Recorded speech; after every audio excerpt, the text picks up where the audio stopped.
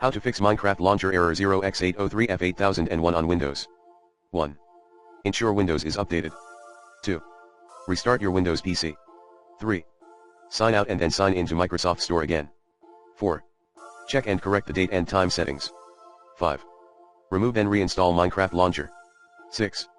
Reset Microsoft Store cache by running the osreset.exe. 7. Uninstall and reinstall Microsoft Gaming Services.